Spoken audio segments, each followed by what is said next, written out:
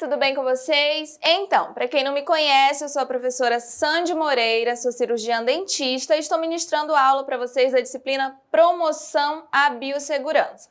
Pessoal, quando a gente fala em biossegurança, em promoção à biossegurança, nós falamos ali em ter responsabilidade. Responsabilidade ali com a sua saúde, com a saúde do próximo, do seu paciente. Então, a promoção à biossegurança, ela foi desenvolvida, ela foi criada justamente por preocupação com a saúde dos trabalhadores e com a saúde da população em geral. Então, sempre que se fala em biossegurança, se fala ali em formas, de prevenção, de prevenir, na tentativa ali de minimizar ou de fato até eliminar os riscos que são ali inerentes às profissões, tá?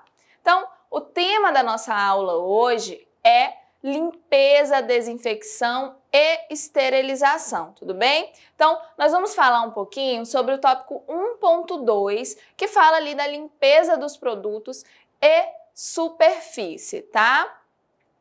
Então, segundo a Anvisa, pessoal, o serviço de limpeza e desinfecção ali de superfícies em serviços de saúde, ele compreende ali a limpeza, a desinfecção e também a conservação ali das superfícies fixas, e equipamentos permanentes das diferentes áreas a serem cuidadas. Então, quando você pensa, em um ambiente limpo, você imagina ali que as superfícies, até na sua casa, até em casa você precisa ali manter uma rotina de limpeza, porque senão acumula sujeira e aí não é interessante. E aí quando se fala em ambientes, de saúde, em serviços de saúde, logicamente que vai ter um critério maior, uma rigidez maior com relação à limpeza das superfícies, dos ambientes, dos materiais. Então, sim, a Anvisa, ela fica ali, ela fica responsável e ela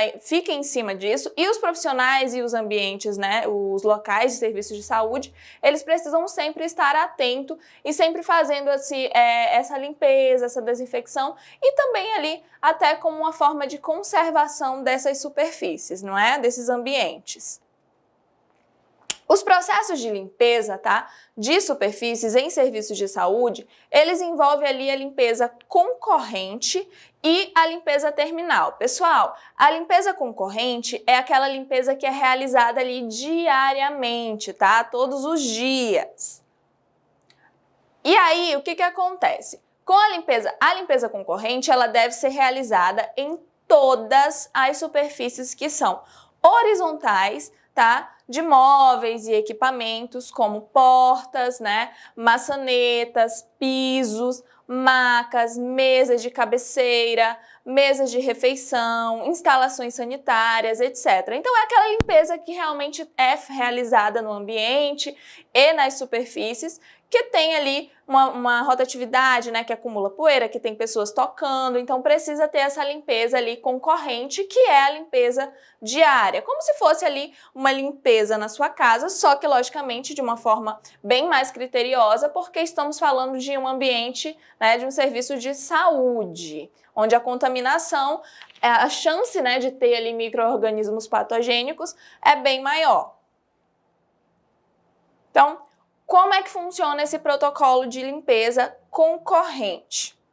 Nós temos ali, a gente faz a classificação da área, E aí, de acordo com essa classificação, é que é realizado esse protocolo de limpeza concorrente. Então, em áreas críticas, a limpeza, a frequência é uma vez por dia, Nas áreas semicríticas, também é realizada ali essa limpeza concorrente uma vez por dia. Nas áreas não críticas, pode ser realizada uma vez por dia ou também ali em dias alternados, um dia sim, um dia não. Em áreas comuns, pode ser realizada ali uma vez por dia também, e áreas externas 2 vezes por semana, Então essa é a classificação da área de limpeza, Então, de acordo com a área dos serviços de saúde, é que vai ser realizada ali a frequência da limpeza concorrente, Lembrando que essa limpeza é realizada ali nos ambientes, né, nos móveis, nos locais ali que são horizontais, no piso. Então é aquela limpeza realmente para tirar as sujidades, as sujeiras. Então, quando a gente já fala lá da limpeza terminal, ela é realizada ali na unidade do paciente, tá? Após, por exemplo, a alta hospitalar, transferências ou óbito, tá? Então, quando a gente fala de limpeza terminal, é quando o paciente ele já recebeu alta, ele vai sair ali daquele leito, ou sofreu uma transferência para outro local, ou veio a óbito. Aí você faz a desocupação do local, ou ali nas internações também de longa duração, tá? Quando o paciente ele fica internado por muito tempo, aí você vai fazer uma limpeza terminal programada. Tudo bem? Como é que funciona o protocolo da limpeza terminal? Também é classificado ali, né, por área, tá? Então, dentro ali das áreas críticas, essa limpeza, esse protocolo de limpeza terminal, ele é realizado ali de forma semanal, tá? Áreas críticas. A semicrítica, ela é feita ali, o protocolo é quinzenal, a cada 15 dias é realizada essa limpeza terminal. Nas áreas não críticas, é realizada a limpeza terminal de uma forma ali mensal, tá? Uma vez por mês é realizada a limpeza. E aí, nas áreas comuns também mensal e áreas externas, semanalmente tem que ser realizada ali uma limpeza terminal nos ambientes de saúde, tá bom? E aí, existem métodos de limpeza de superfície, tá? Então, em ambientes ali de saúde, os métodos de limpeza de superfícies mais utilizados e conhecidos são limpeza úmida, limpeza molhada e a limpeza seca. Mas eu já adianto para vocês um detalhe, pessoal, vocês não vão ver em ambientes de saúde alguém varrendo o chão com vassoura, tá? Por quê, professor? Porque nós não podemos levantar sujeira. Então a vassoura ela levanta poeira. Então não é essa a intenção, você quer eliminar aquela sujeira e não proliferar. Então, os métodos de limpeza úmida, né, dentro ali do método de limpeza úmida para todas ali as superfícies é utilizando, né, baldes de cores diferenciados, um contendo ali solução detergente e outro contendo água limpa, tá? E aí você vai trocar a solução dos baldes a cada ambiente que for limpando, tá? Você não vai usar a mesma solução para limpar todo o estabelecimento ali de saúde, tá? A cada ambiente tem que ser trocado. E quando se faz a limpeza do banheiro, precisa lavar, tá bom? Como é que é a técnica? Você vai iniciar ali sempre da área mais limpa, tá? Para a área mais suja. Então você não vai trazer sujeira da área suja para a área limpa. Então sempre lembrar, você vai, em ambientes de saúde, se inicia a limpeza pela área mais limpa e aí vai para a área mais suja, tá? Sempre também utilizar movimentos únicos em um só sentido para a limpeza de todas as superfícies, tá? Chão, macas, tudo sempre fazendo ali um movimento único em um só sentido e do mais distante para o mais próximo, tá? E também do fundo para a porta. Sempre limpar ali do fundo para a porta. O método de limpeza molhada, ele consiste em espalhar uma solução detergente no piso, né, e esfregar com a escova ou esfregão, empurrar ali com o rodo a solução suja para o ralo. Você vai levar para o ralo. Geralmente esses ambientes de saúde, eles têm ralos em vários, né, na maioria dos ambientes, justamente para poder facilitar no momento da limpeza molhada, tá? E aí você vai empurrar com o rodo a solução suja para o ralo, vai enxaguar várias vezes com a água limpa e em sucessivas operações, tá? Até que realmente fique limpo o ambiente. E aí a gente tem o método de limpeza seca. O método de limpeza seca, ele consiste ali na retirada, tá, da sujidade, né? Você vai tirar ali aquela sujidade como pó ou poeira, mediante lá a utilização de vassouras, e aí você vai fazer a varredura seca ou aspirador. Mas não é o melhor em relação ao ambiente de saúde, tá? Então sempre eu indicaria ali a limpeza úmida ou molhada, tá? dentro da... Por exemplo, vou citar um exemplo. Por exemplo, em consultório odontológico não se pode varrer, não pode fazer essa limpeza seca, varredura. Por quê? Porque você vai levantar ali, né?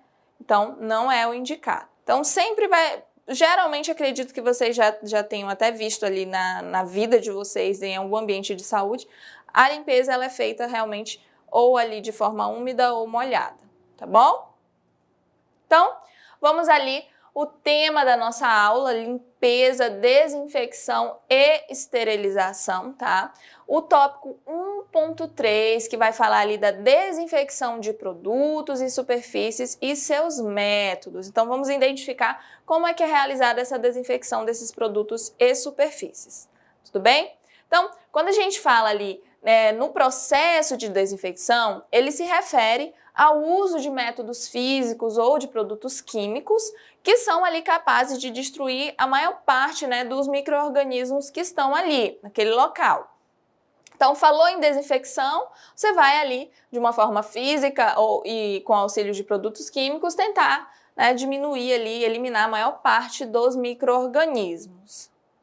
Entretanto, né, esporos bacterianos, fungos e vírus, eles ainda podem resistir ao processo de desinfecção, tá? Sendo assim, o processo ele foi dividido em 3 níveis de eficácia. Então, a gente tem a desinfecção de nível alta, tá? Tem a desinfecção de nível intermediário e a desinfecção de nível baixo, tá? Então, como tem ali algumas bactérias, fungos e vírus que podem ser resistentes, foi classificada ali dessas 3 formas, tá? Desses 3 níveis. Porque de acordo com alto, intermediário e baixo é como é eliminada ali a quantidade de micro-organismos que vão ser eliminados, tudo bem? O processo de desinfecção de alta eficiência, pessoal, ele ocorre ali pela aplicação de soluções germicidas que são, né, capazes de eliminar todos os micro-organismos e também tem uma ação destruidora sobre os esporos Bacillus subtilis e Clostridium, tá? Esporogênes. Então, quando se fala em uma desinfecção de alta eficiência, você vai utilizar ali germicidas, né, produtos químicos, que vão, de fato, eliminar maior parte ali daqueles micro-organismos. Então, ele é de alta eficiência. A desinfecção intermediária também é realizada ali com um agente germicida, né, o qual elimina todos os micro-organismos. E ele é capaz de eliminar ali o bacilo da tuberculose. Olha que interessante. Alguns vírus e fungos, exceto ali endosporos bacterianos. Então, ela tem ali uma eficácia boa, mas não tão boa quanto a de alta, tá, desinfecção. A desinfecção de baixa eficácia, pessoal, ela é realizada ali com agente germicida fraco, né? Que ele não tem ali essa abrangência e que tem a capacidade ali de eliminar quase todas as bactérias e todos os vírus envelopados, tudo bem? E aí, ele elimina ali a maioria das bactérias vegetativas, como a salmonella, né? E a Schleierhaeus. E aí, pessoal, existem métodos para realizar essa desinfecção, tá? E a desinfecção, ela pode ser realizada ali por meio de processos químicos ou físicos.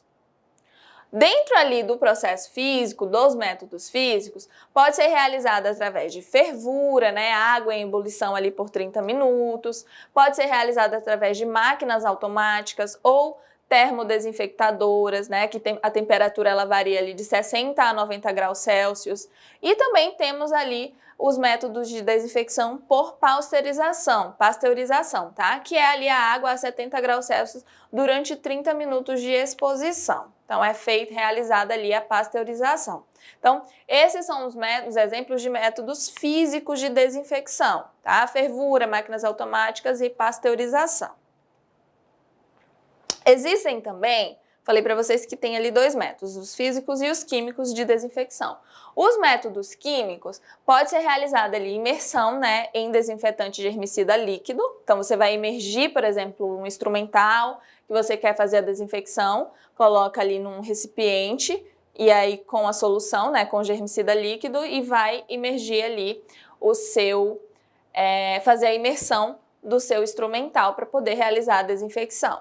E tem também a desinfecção, né, do método químico por fricção, tá? Que é fricção do germicida líquido, que pode ser feito com álcool a 70, ácido paracético, em equipamentos e aparelhos, tá? Então é muito utilizado também nos ambientes de saúde, essa fricção, essa desinfecção por fricção, através ali do álcool a 70, tudo bem? Então, quais são os principais produtos, pessoal, que são usados nesses processos de desinfecção de superfícies? Nós temos lá o álcool, tá? Que eu falei para vocês até do álcool a 70, que são os álcools etílicos, né? Uma concentração ali de 60% a 90%. O que é mais utilizado, de fato, é o 70%. E o isopropílico são ali os principais desinfetantes que são utilizados em serviços de saúde, tá? Então, realmente são muito utilizados, tá? O álcool a 70, o isopropílicos, são os desinfetantes mais utilizados dentro ali dos serviços de saúde e podem ser aplicados em superfícies ou artigos por meio ali de fricção, tá? Então você vai fazer ali a desinfecção por fricção. E eles possuem uma ação bactericida, tá? Virucida, fungicida e tuberculocida. Então ele elimina ali as bactérias, vírus, né, e os fungos. A desvantagem, tá, é que é inflamável e volátil, tá? Bem como resseca também plástico, borracha e pele humana. Então, se fizer a utilização, tem materiais, tem equipamentos que não pode ser feita a desinfecção com o álcool 70, por exemplo, porque pode ressecar, pode acabar danificando esse equipamento, tudo bem? Então essa é uma desvantagem. E aí, outro produto ali que é muito utilizado para realizar a desinfecção, tá? É o hipoclorito de sódio, tá? Concentração ali de 0 a 2% a 1%. E é ali um composto inorgânico que apresenta ação bactericida, né, virucida, fungicida, tuberculicida e esporicida, dependendo ali da concentração e do uso. Pessoal, hipoclorito de sódio, sabe? É uma concentração ali, é a mesma concentração, a água sanitária que vocês utilizam em casa, só que é utilizada ali uma concentração maior, mais forte, tá? Para fazer ali a desinfecção. O hipoclorito, ele é muito utilizado dentro dos ambientes de saúde, tá? E a apresentação dele é tanto ali na forma líquida quanto em pó. E aí tem o custo versus benefício, né, que possui uma ação rápida, também é de baixo custo, e é muito indicado para a desinfecção ali de superfícies fixas, tudo bem? Hipoclorito de sódio.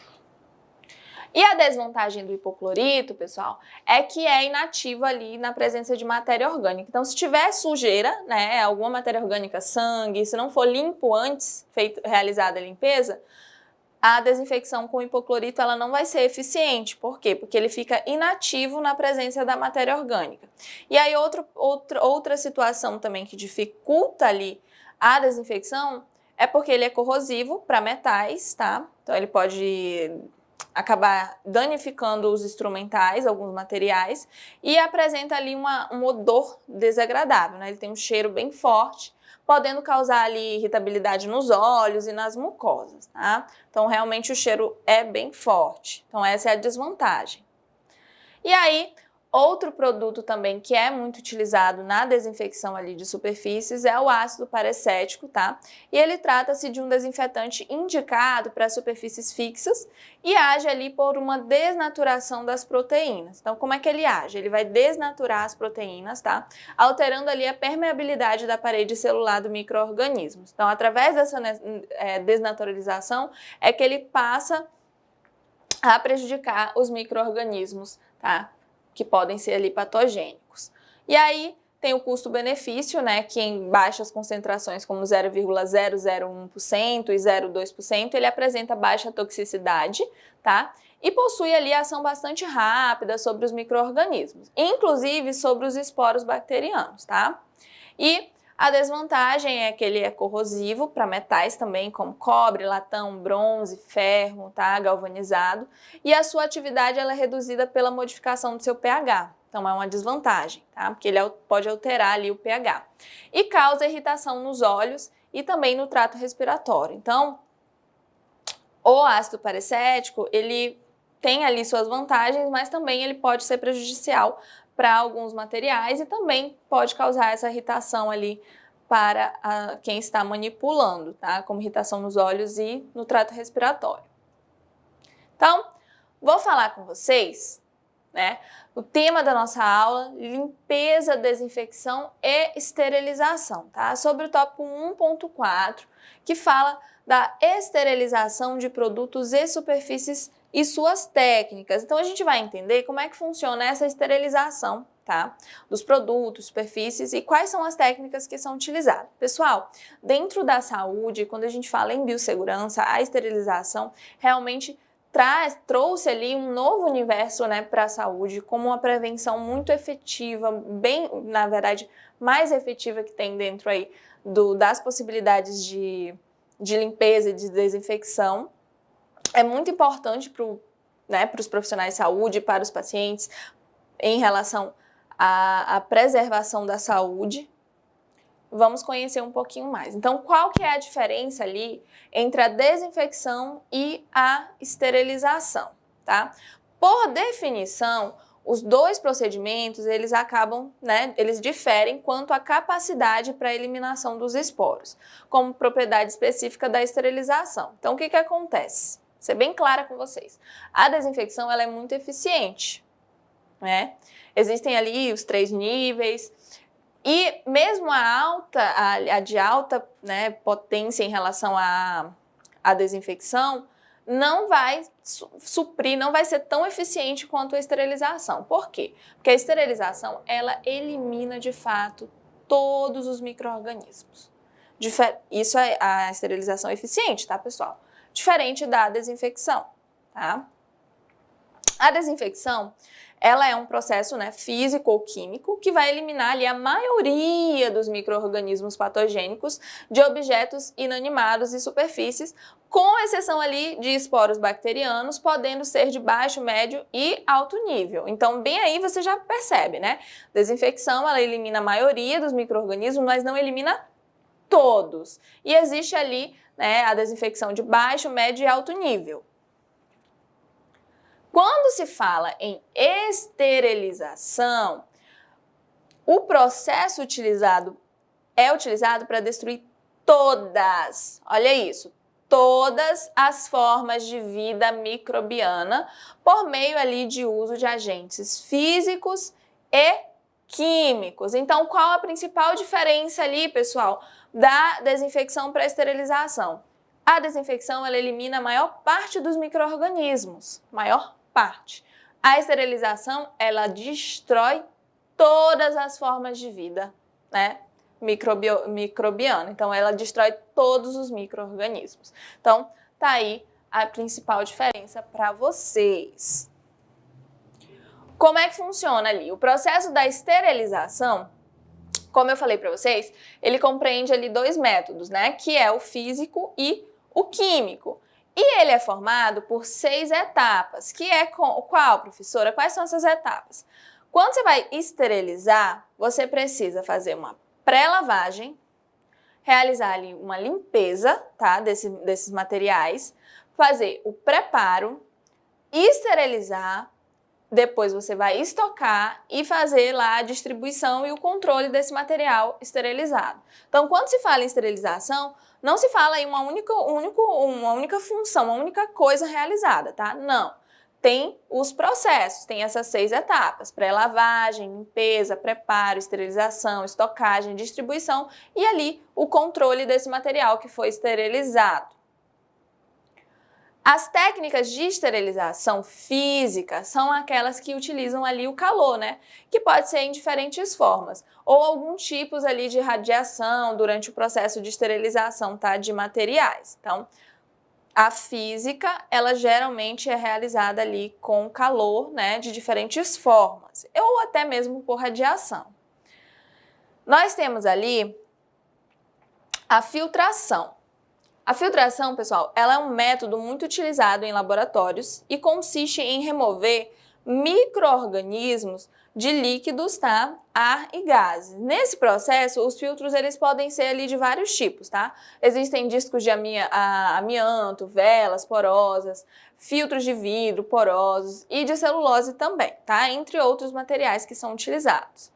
Temos também a esterilização por irradiação, né? Que são ali capazes de eliminar, matar de forma prática e eficaz os micro-organismos que atentam, né, contra a vida do homem. Então, a intenção é eliminar os micro-organismos patogênicos.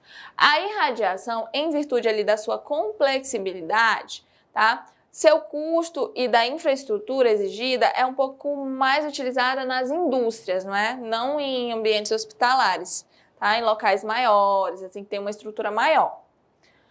E aí temos o calor seco, que é muito empregado ali para a esterilização de instrumentos e materiais utilizados, e o forno Pauster, que consiste ali em uma câmara dotada, né, de um aquecedor elétrico, resistência provocando a esterilização de micro-organismos ali presentes, tá? Então a forma ali do calor seco. E as seguintes combinações de temperatura e tempo são utilizadas ali, que é 121 graus Celsius durante 12 horas, 160 graus Celsius durante 2 horas e 170 durante 1 hora. E aí, pessoal, nós temos um método que é recomendado para esterilizar os materiais que não podem ali ser molhados, como compressas de gás, bolas de algodão, óleos, gorduras, ceras, bem como instrumentos metálicos e equipamentos de vidro. E as técnicas que são ali, e a gente tem, né, as técnicas de esterilização química, que consiste na eliminação total ali de micro-organismos a baixa temperatura, ou seja, a temperatura ali menor ou igual que 60 graus Celsius, combinado justamente com algum outro agente químico. No Brasil, os procedimentos por métodos químicos mais aceitos são a esterilização por óxido de etileno, plasma de peróxido de hidrogênio e vapor de formaldeído a baixa temperatura, tá? São os que são mais utilizados, produtos químicos. E aí, nós temos o sistema de classificação Spalding, né, que foi elaborado ali em 1972, e ele caracterizou os equipamentos e instrumentos que devem ser esterilizados ou desinfectados, tá? De acordo com esse sistema de classificação. E aí, ele classificou de acordo com o risco da infecção para o paciente, pessoal. E aí a gente tem material crítico, né? Entra ali em contato com vasos sanguíneos ou tecidos e livres de micro-organismos, exemplo, o instrumental, tem que ser esterilizado. Material que é semicrítico, entra em contato com mucosa ou pele não íntegra, exemplo, inaladores, precisa ser desinfectado, tá? Vai passar pelo processo de desinfecção. E nós temos lá material não crítico, né, que entra em contato com a pele íntegra, que é o exemplo comadre, né? Então, é realizada apenas a limpeza, tá, desse material. Então, tudo isso de acordo aí com a classificação de Spalding, tá? E aí, vou falar com vocês, né, sobre o tema da nossa aula, limpeza, desinfecção e esterilização, né, que fala ali do tópico 1.5, que fala das etapas da esterilização e dos materiais. Pessoal, a esterilização, ela tem processos, ela é realizada ali por partes, né, ela tem etapas. E aí a gente tem algumas etapas, como por exemplo, a limpeza, a desinfecção, o preparo, empacotamento, vai para esterilizar, depois para guardar. Então, tem várias etapas ali dentro do processo de esterilização e vamos conhecer, tá? Os processos de esterilização, eles são obrigatórios nos locais de prestação ali de serviços de saúde. Então, quando você fala em ambientes de saúde, ambientes que tem ali contato com saliva, com sangue, com mucosa, então, materiais que vão ter esse contato com a rotatividade, então eles precisam ter esse processo ali de esterilização, tá? Não só os ambientes de saúde. E aí, idealmente, o local no qual será realizada a esterilização dos materiais, ele deve ser dividido em 3 áreas, tá? Então, isso é o que é mais indicado. Por quê? Porque assim você tem processos, você não contamina o material que vai estar limpo. Então, eles dividem ali nessas 3 áreas, né, que são ali as barreiras físicas. Então, a gente tem a área suja. Para que serve a área suja? A área suja ela é destinada ao recebimento e separação dos materiais, tá? Então, vai receber aqueles materiais contaminados que foram utilizados, tá? E aí, vai fazer esse recebimento. Nesse local, vai ser realizado ali o processo de limpeza e desinfecção e secagem, tá? Dos artigos. Então, vai receber o material sujo, vai limpar, vai desinfectar e secar. Os funcionários que trabalham lá na CME, que chama, né, que é Central de Materiais Esterilizados, os funcionários eles devem obrigatoriamente fazer o uso de equipamentos de proteção individual, que são os EPIs. Quais são os EPIs, pessoal? Gorro, máscara, luvas, tá? Luvas de borracha, sapato fechado, roupa fechada, jaleco. Então, todos os funcionários, todas as pessoas que trabalham nessa área da CME precisam estar com os EPIs, tá? Que são os equipamentos de proteção individual. E aí, falei da área suja, na área suja, lembrando, né? Você vai receber o material, material sujo, vai fazer limpeza, desinfecção, secagem. A área limpa é destinada ali para a separação dos artigos e também verificação da limpeza. Então, você vai destinar uma área para separar, organizar e aí verificar se realmente aqueles instrumentais eles estão limpos de fato, tá? Da funcionalidade ali, ver a funcionalidade e a integralidade desses materiais. Também ali ela é utilizada nos processos de empacotamento, tá? Selagem e esterilização dos instrumentos. Então, dentro da área limpa vai ser separado o material, verificar se está realmente limpo, vai ver se está funcionando direitinho e ali vai ser empacotado, vai ser selado e esterilizado, tá? Tudo dentro da área limpa. E aí, nós temos a área de guarda e distribuição ali de materiais, tá? Que é onde vai ficar o material que foi esterilizado, tá? E de lá ele vai ser distribuído, tá? E destinado ali ao armazenamento, ela é destinada ao armazenamento dos artigos esterilizados e também depois da sua dispensação, da sua distribuição. Os profissionais, eles devem higienizar as mãos rigorosamente e de preferência sempre estar utilizando luvas de procedimento, tá? Tem que estar de EPI também. Lembrando, os EPIs, gorro, máscara, luvas, sapato fechado, roupa fechada, jaleco, tá? Após ali o recebimento e separação dos materiais, tá? Quando você recebe e separa o material sujo, lá na área suja ainda, eles devem passar pela etapa de limpeza, que tem ali como objetivo remover a sujidade, né, que é visível, toda aquela sujeira, matéria orgânica, sangue, secreções, o que está ali visível. Então, você vai fazer a limpeza, reduzindo dessa maneira a quantidade de micro-organismos que já estão presentes nesse artigo, né, nesse instrumental, nesse equipamento. Inicialmente, os materiais, eles devem ali ser separados em artigos cortantes, tá? E pesados. Mas é importante lembrar que os perfuro-cortantes, eles devem ser manuseados com muito cuidado. Pessoal, eu vou colocar uma atenção para vocês. Quem for ali ter contato, que for para trabalhar numa CME, que for fazer a limpeza, desinfecção, esterilização de materiais, precisa ter muito cuidado.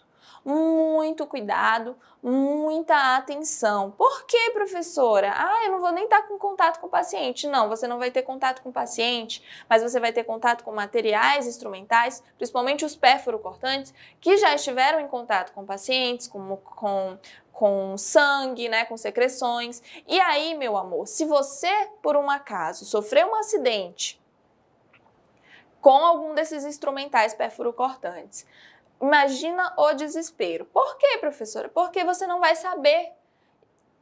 Aquele instrumental, ele atendeu quem, né? Em quem que ele estava? Ele foi usado em quem? Então, você não tem como saber. Então, olha o risco. Como é que você vai saber se aquele paciente ele tinha algum problema de saúde, alguma doença transmissível?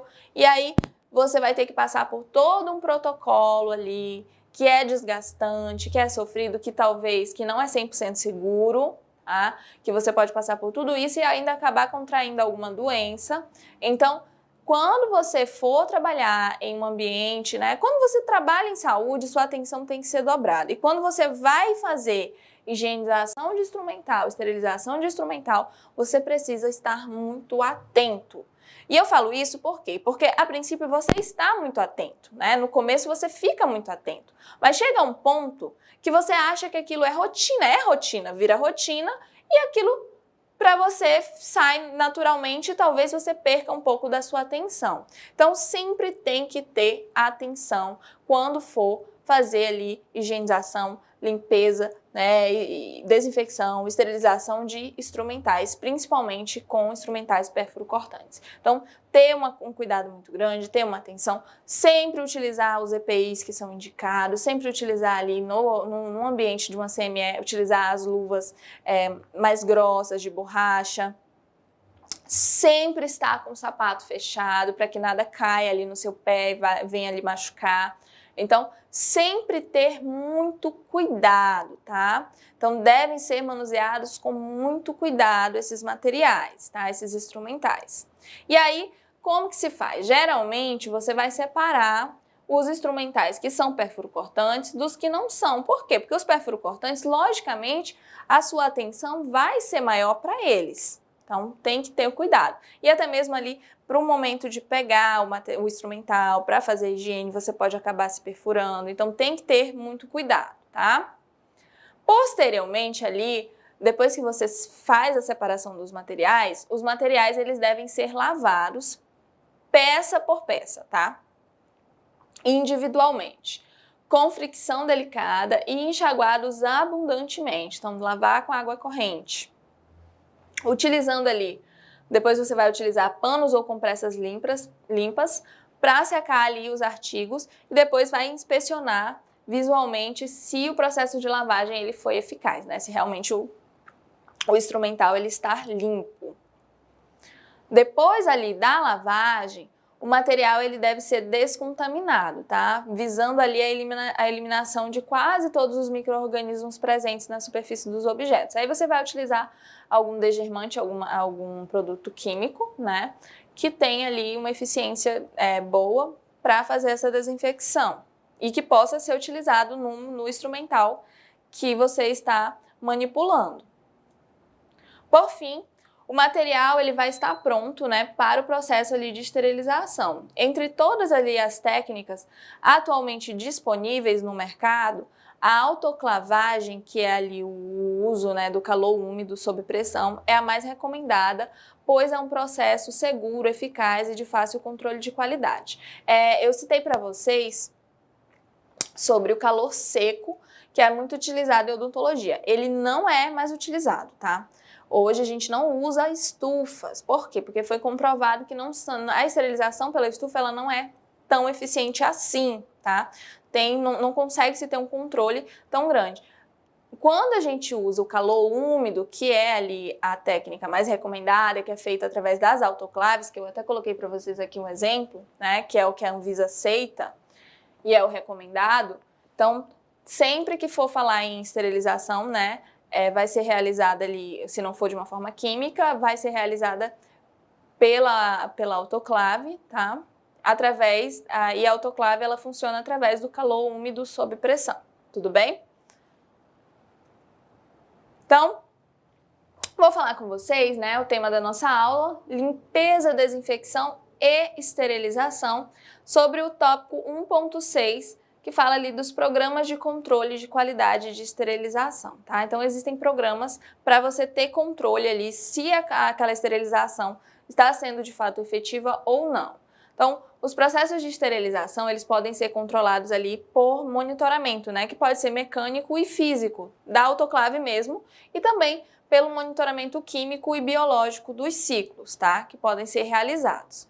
O monitoramento mecânico, ele se refere ali ao equipamento mesmo de esterilização e recomenda-se que todos os processos de manutenção, tanto corretivos quanto preventivos, eles sejam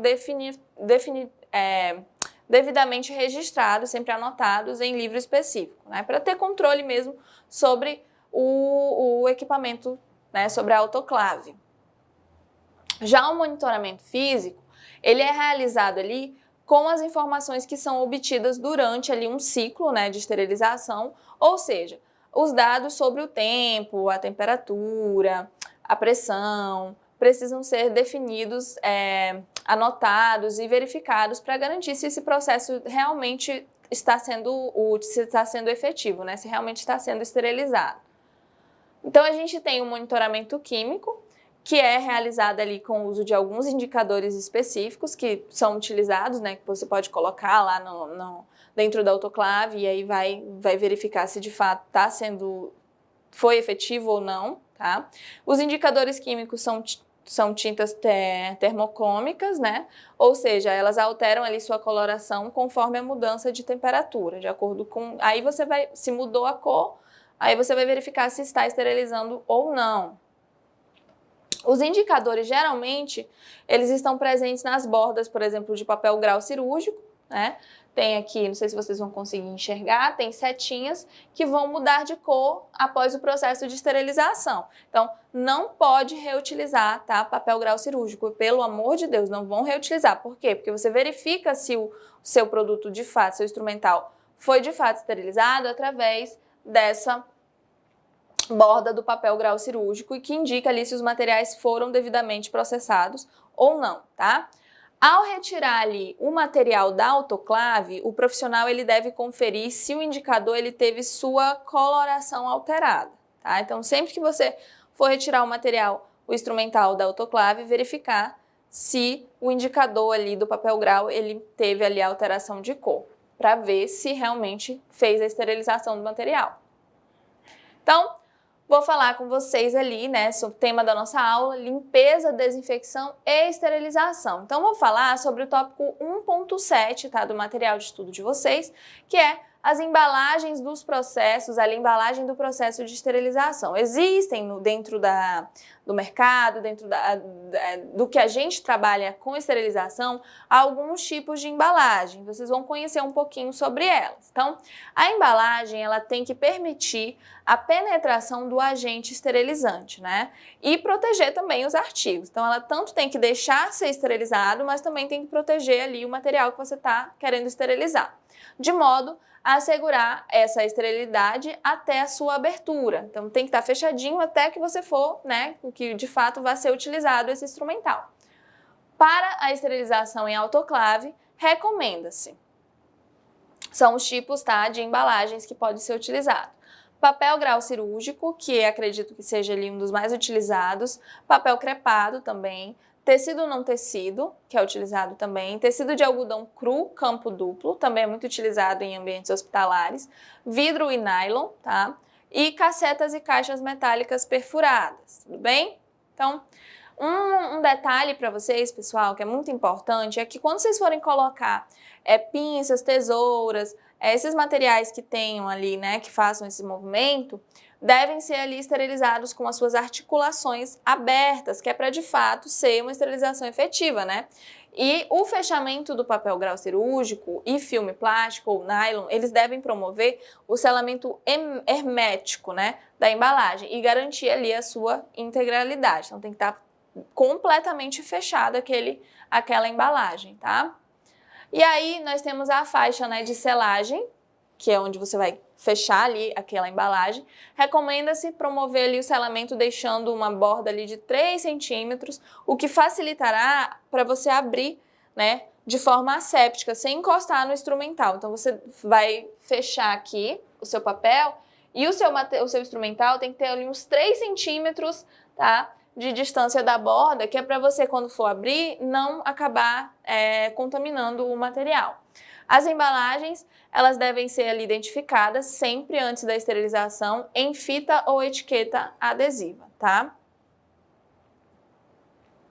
A gente tem ali o têxtil, né, que é o tecido de algodão duplo, que é ali um tipo também de embalagem para esterilizar material.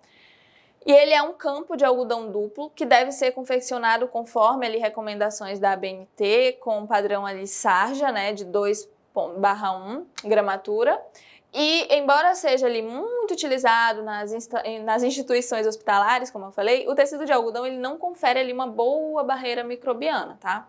Então, de fato, é mais pelo custo-benefício, mas ele não é ali o mais ideal em relação à barreira microbiana, a durabilidade da esterilização.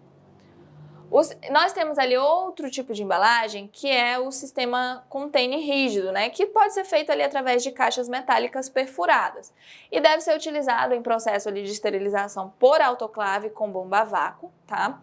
E sua estrutura pode ser constituída ali por aço inoxidável, plástico, termorresistente ou alumínio anodizado, tá? Estando disponível ali em vários tamanhos. Então tem caixas enormes ali para materiais instrumentais maiores, assim como tem caixinhas bem pequenas para instrumentais menores, tudo bem? E aí, existem também, pessoal, dentro desses tipos de embalagem, os vidros refratários, tá?